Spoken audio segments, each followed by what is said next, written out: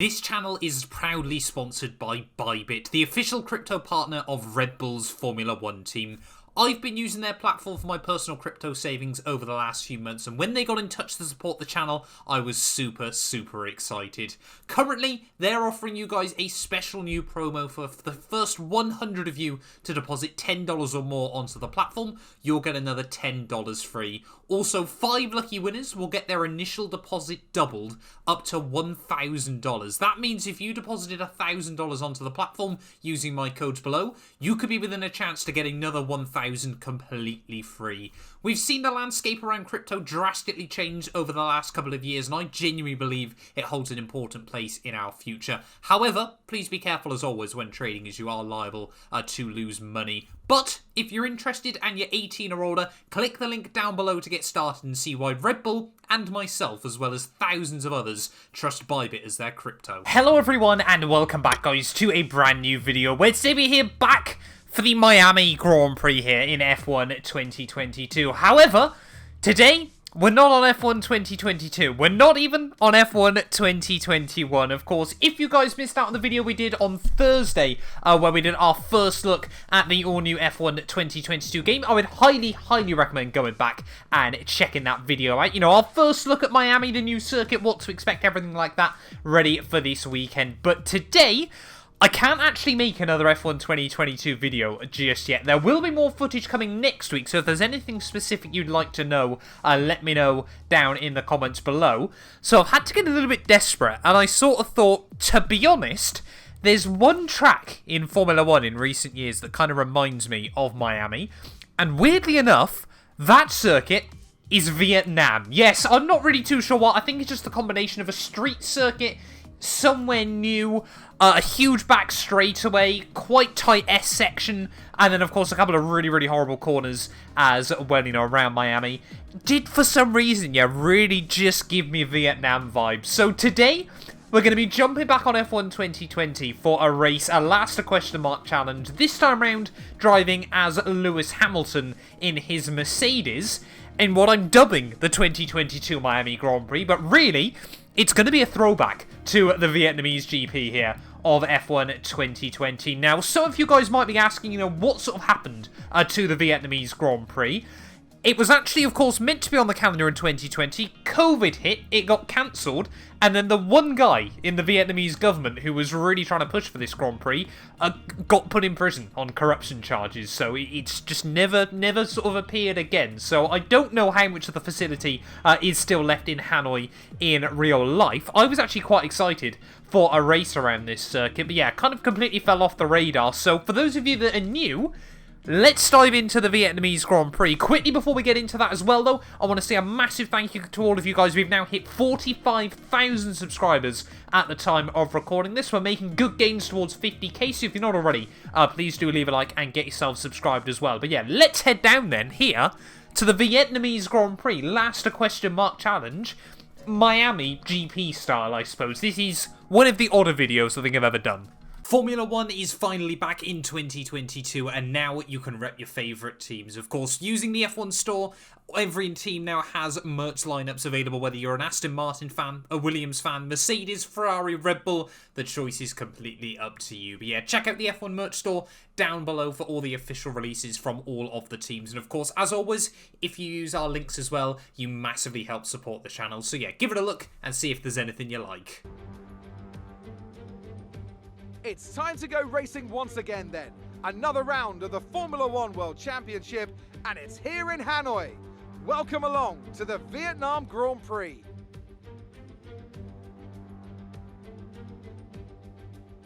A lap of Hanoi circuit then, 3.4 miles around the Vietnamese capital. A number of the 23 corners take their inspiration from other great circuits, hopefully creating plenty of passing opportunities. Now, Anthony Davidson, I wonder, might we be in for some early pit stops today from the midfield teams, all trying to put some pressure on or disrupting things for the leaders up front? If you're in the middle of the pack, you know, you got your own race to run, I don't think they're going to be thinking about causing trouble up front. However, closer to the head of the pack, don't be surprised to see some split strategies. If you're running second and third, for example, bringing one car in for an undercut while leaving the other one out there longer can put a lot of pressure on the leader and maybe force them into an error.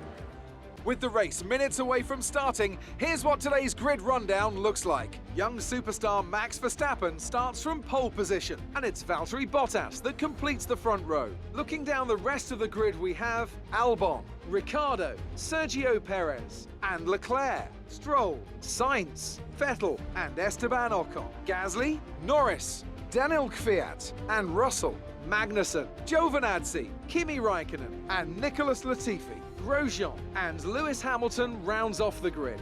And now it's time to head down to the track. Right, well here we are then, trackside for the Vietnamese Grand Prix, and I must I keep calling it the Vietnamese Grand Prix. I'm trying to dub this as the 2022 Miami GP, but weird. 2 years ago, and F1 seems to have changed a huge amount since then. Of course, we have Alex Albon still in a Red Bull, Perez still in a, what I think was still Racing Point at this time. Obviously, Aston Martin on the grid. Seb was still in a Ferrari. There was still hope for Seb by the start of the 2020 season. In the end, obviously, he'd already been dropped by Ferrari, but we won't get into that today. Ricciardo in a Renault, Lando Norris still, well, I mean, he's baby-faced now, but even more baby-faced back then. This is just weird nostalgia. Now, F1 2020 was a bit of a weird game for me. I didn't actually spend a huge amount of time on it, but it did really teach me how to commentate and drive at the same time. This was sort of the first game where I tried this new style of sort of commentating whilst racing. So it's kind of what set me up now on F1 2021 and sort of what I'm fairly known for, if you will, within the F1 scene. But yeah, 14 laps ahead of us today. We're going to go try and half it on the race strategy. Meant to be nice sunny skies throughout the afternoon. F1 2021, I can never get a good start. Will F1 2020 be any different? Let me know down in the comments below where you think we'll finish this one here today. But ready on the grid then for the Miami Grand Prix. 5 red lights. And it is going to be lights out. And away we go. Starting on the slightly harder tyres there, but we don't get a bad getaway as we head down in towards turn 1. Of course, a tricky left-hander. This might be, for some of you guys, the first ever lap you see of Vietnam, but we're going to try and go around the outside of Latifi. There, a little bit of wheel-to-wheel contact between myself and the Canadian. Of course, 2020, his first year in Formula 1, the only rookie in 2020 as we try and head through the first sector of the lap. Of course, no DRS on these opening couple of laps. You can see the track map on the bottom right-hand side, bottom left-hand side of your screen. Sorry, as Latifi trying to have a look up the inside of me, so we both try and make a move work on Romain Grosjean, and somehow down the middle I pull that off.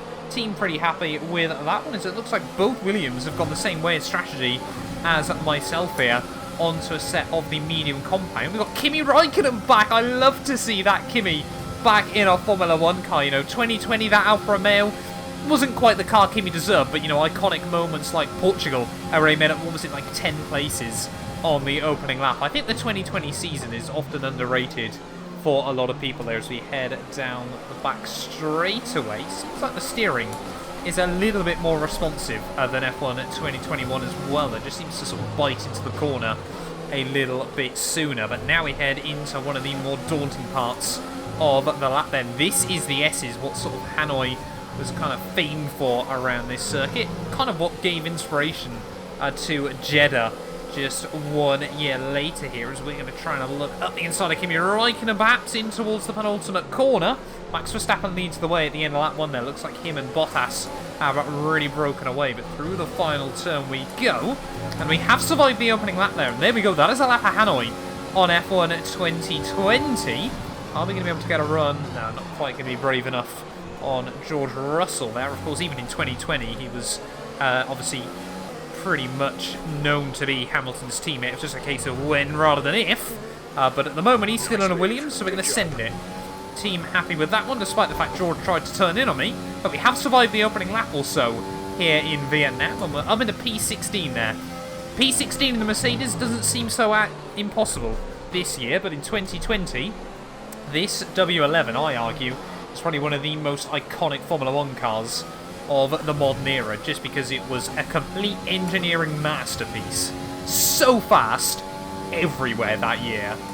closing up to the back of Kevin Magnussen. Of course, him still in a Haas is not an unfamiliar sight as we have a look up the inside in towards the penultimate corner again. Good little overtaking place there. Down in towards that second to last corner. This final corner, though, is absolutely evil. You've just got to blend out the throttle a bit more than you always want to. But DRS now enabled then here in Hanoi, and we're all over the back now of Antonio Giovinazzi.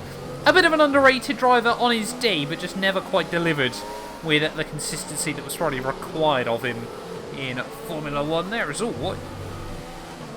Gio? Not sure what that was all about. We'll let him keep the place for now as K-Mag is going to get a run on the pair of us down the back straight there. Giovinazzi's going to go defensive. Can we outbrake him down in towards the roundabout? We're 3 wide if I'm not mistaken. And we just about hang on. And now up at a P14 then of the Grand Prix. A little way behind Lando Norris, of course, in his second season with McLaren. Norris and Sainz, what a lineup that was as well at McLaren as they tried to rebuild the team. The 2020 car actually, I think, finished P3 overall in the championship, but of course, I'm sure hopefully at some point today we'll have a look at the controversial racing point as well. It's a bit of a history lesson, this video, apparently. I forgot just how difficult it is to save ERS as well on F1 at 2020. You know, we're already down at half a battery. 3.5 seconds.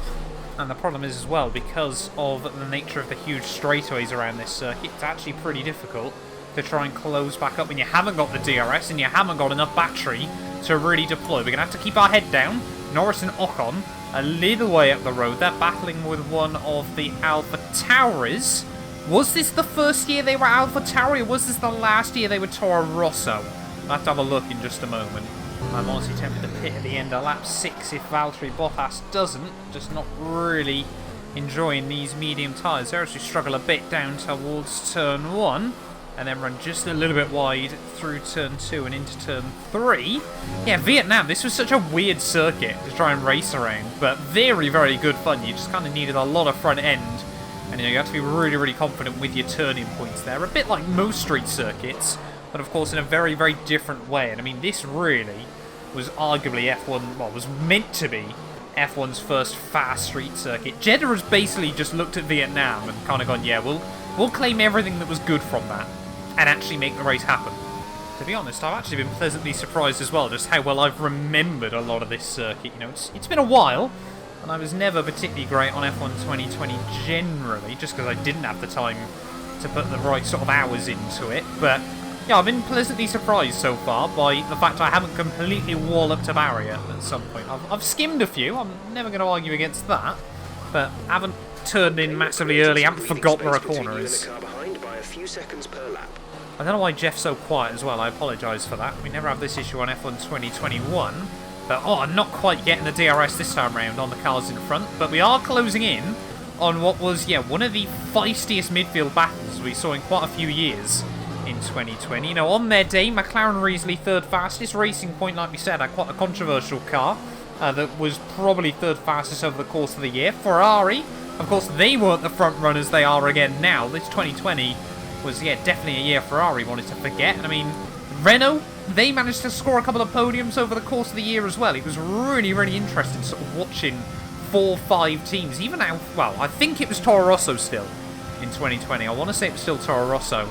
Even they, you know, had a really, really good car on occasion. They seem to have an issue. Oh, and Kimi's bad luck and lack of reliability from his McLaren days seem to still be haunting him down at Alfa Romeo. Are we going to box, though, at the end of this lap? Yes, we are, because Bottas has opted to stay out for another one. So I have now definitely got to try and remember how the pit lane works around here. Of course, yeah, we've just got so much grip in this mode, taking time out of everyone else. Let's get the car slowed down. Or not. I apologise. It might ruin the video. We're gonna do it once. I'm gonna allow myself one mistake around this circuit, trying to get into the pit lane, and I was only 2 miles an hour over. There we go. I think that seems more fair. You know, some of you guys probably won't be happy I dare use a rewind on this, but I mean, it's alas the question mark challenge in a completely miscellaneous video around the wrong track. If you're gonna hate on me, you're gonna hate on me anyway. I'd also only just remembered we had the rear view mirror on F1 2020, the virtual mirror, which a lot of people hated for some reason. I always quite liked it, but I never turned it back on on F1 2021, mainly because so many people complained about it on F1 2020. But I think we're going to come out ahead of the Williams, I want to say, because you cut a massive chunk at turn 1 as well. We want to finish the race on this compound. Got to be really, really careful, though, on pit exit here. But, I mean, even the pit exit is just like Jeddah's. You know, you sort of cut out of turn 1 and get launched towards the racing line at turn 2. Jeddah just ripped off Hanoi. Anyway, let's get our head down, focus, and try and undercut some cars. We've now got fresh rubber in the fastest car on the grid. There we go, a lot more cars boxing in at the end of lap 7 as well. Really trying to learn which curbs you can attack and which ones you can't around this venue. Very, very close to the wall on a couple of turns there, but slowly sort of remembering F1 2021's handling model as well. There's one of the Alfa Romeos. It's going to dive it in, but oh, that final sector of track is so much fun when you get it hooked up there around in the final corner, though it has been a pretty decent lap here. And look at that, we might have undercut quite a lot of cars here. Purple through the final sector, not too surprised about that. Look at that, we might be out around the Ferraris. So he could have just jumped a whole host of cars in this Grand Prix. Charles Leclerc's come out about 2 seconds ahead of me, but we have jumped Danny Kvyat. I completely forgot he was racing. I think that's an AlphaTauri, though, looking at the paint scheme on it. I want to say this was the first year of AlphaTauri, therefore. But Danny Kvyat, of course, yeah, racing for them. Pierre Gasly, of course, famously took the victory at the Italian GP. They're the second time AlphaTauri / Toro Rosso managed to do that, as we're going to go up the inside of Antonio Giovinazzi. Yellow flag's out now. Who's got issues in this GP? It's Charles Leclerc in his Ferrari. Like I said, 2020, a year to get for Ferrari. There is Gio's actually trying to come back at me down the back straightaway, but Charles Leclerc out of the Vietnamese Grand Prix by the looks of it, or the Miami Grand Prix I should say. Giovinazzi is trying to get back past me, and is he going to try and go back to the racing line? No, we'll switch to the inside. Bottas into the pits, and yeah, I do not want to get stuck behind Gio through the second half of the lap there. He's going to lose the place to Danny Kvyat as well by the looks of it, or at least they're going to go side by side down in towards this final sector here, as closing back up on the man that is now dubbed the Phoenix. Of course, that horrendous crash late on in the year for Romain Grosjean. Still so impressed and amazed by what he's been able to do in IndyCar since then. And Grosjean, yeah, I think, you know, a bit of a living legend now in the sport, but he is... Oh, there we go, Charles Leclerc officially now out of the Grand Prix. Where are we going to re-emerge in all of this there? I think we're going to be close to the racing point of Perez, who's gone on to hards as we set a new fastest lap of the GP. There goes Perez. There goes Carlos Sainz. So we are going to be back out in P6 then, but we got a fast car. Let's see how many more places we can gain. Could we get a podium still in this GP? I guess, you know, Alex Albon, his lack of performance in 2020 really did allow a lot of drivers to eventually have outside shots at podiums, just because he was struggling so much in... Well, some call it the Red Bull. I call it the Max Verstappen-mobile, because it was completely set up for Max. Albon never stood a chance.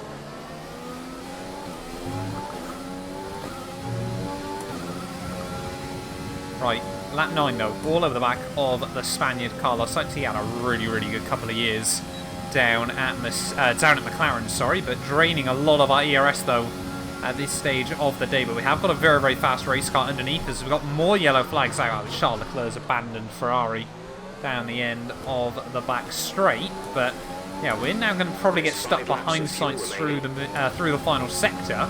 Are we potentially going to be able to sort of stick the nose in some way? You can just see how much more grip we've got there. It's finding even more time by virtue of the DRS we were given. Don't want to run into the back of Carlos. I might have trying to look in towards the penultimate corner again. Taking some different lines, trying to make sure we get the power down there. It's around the outside of Sainz we go. We'll give him the room. And we'll now move over to P5 then of the Vietnamese GP. Are we going to be able to go purple once more? I don't think so. We lost too much time in that final sector. Nope, there we go. Another 10th found. Next up, Checo. Oh, Sergio Perez there really struggling on his hard compound tyres as we head out of the first sector. Are we going to be able to get a run? That racing point was ferociously fast down the straights in 2020. And Perez, I mean, he was just on another level, of course.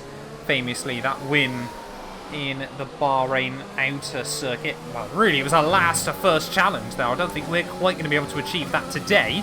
Perez managed it in a real Grand Prix there, as I think just like Gio, he's going to come back at me down the back straightaway. We're going to try and cover the inside this time round. Tuck back into the slipstream as soon as we get a chance here, and I don't think we're going to be close enough to really do anything again. I'm trying to save some ERS at the moment, so I'm trying to close up, stay close to Checo. Can we actually get the power down and have a look before we get back into the S's? I don't want to get stuck behind Sergio in through this sector of corners. Oh, we'll go side by side there. We'll use all the exit curb, and we will say thank you very much. 4 laps to go here from Vietnam, and the gap to Alex Albon, 3 seconds. We get a little bit out of shape, very out of shape through the S section, but still finding time. Team just warning us about trying to hang on to the tyres towards the end of this GP. 3 laps to go though, and we are getting close to the DRS range on Alex Albon here. Really starting to get used to this circuit in this game again. It's all coming back to me, F1 2020, but we need to try and get the DRS on Albon down the back straight, otherwise this might end up having to be a last lap move. No, wait, sorry, we're only on lap 12 of 14. I thought it was 13 laps for some reason. Mainly because I'm stupid.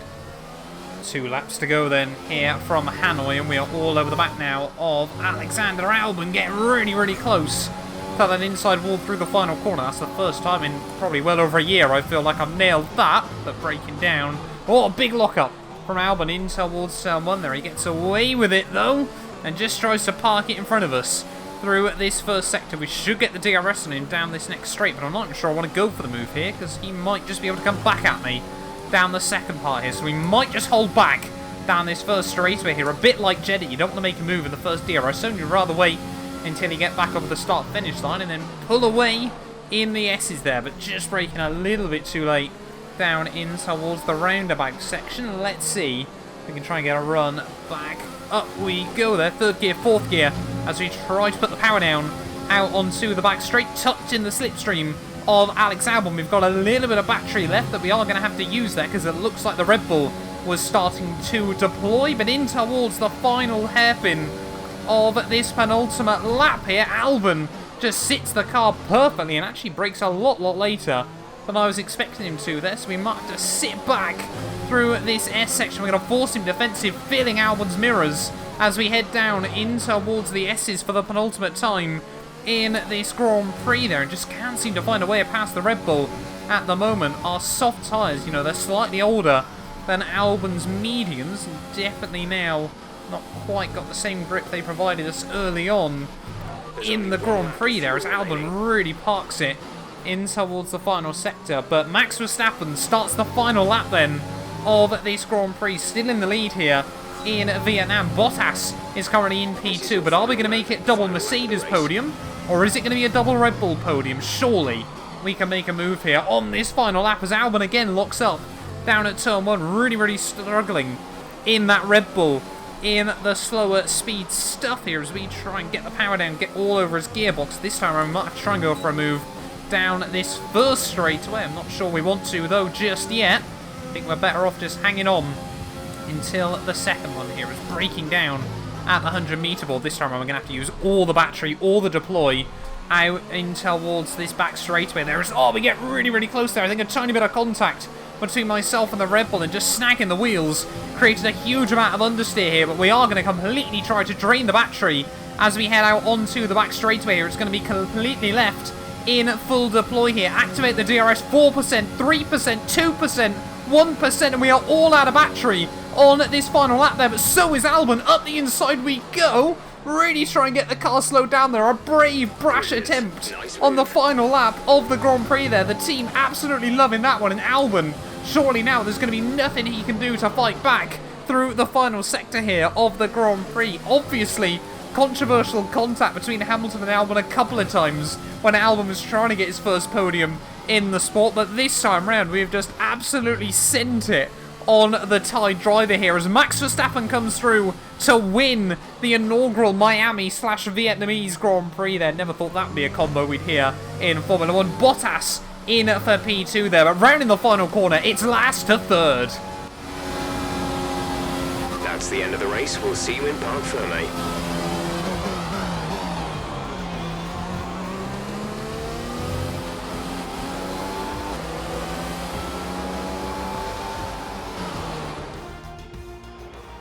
Plenty of action here in Hanoi. A memorable race and an impressive victory. Tell me, Ant, how do you think they were able to deliver such an incredible result today? Well, I think it was clear what the main contributing factor out on the track was today: speed. I know it sounds like an obvious thing to say, Crofty, but fast cars win races, and we saw that today with our winner. Red Bull are our winners today after showcasing some incredible driving. There's been a huge push from them lately to stay competitive with the other teams, and they're certainly proving themselves.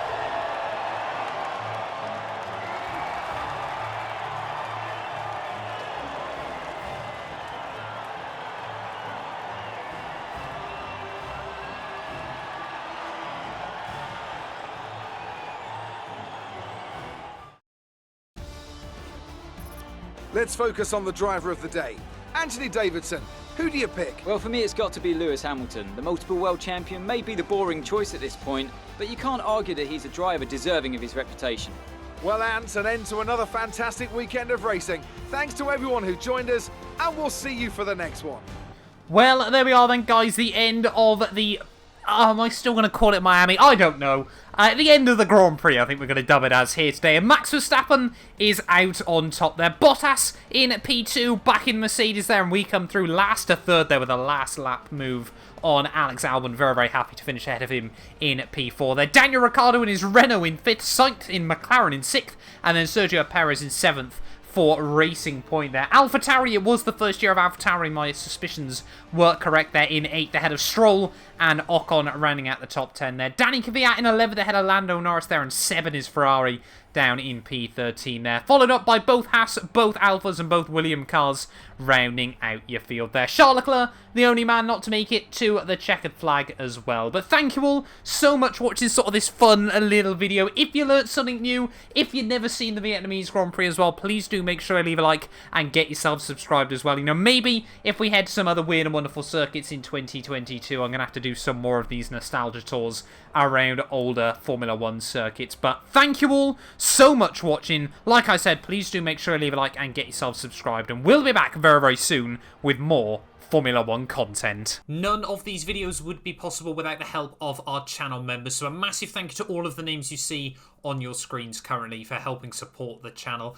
You can join them by clicking the join button down below, and yeah, thank you once again to everyone that continues all the insane support on my work.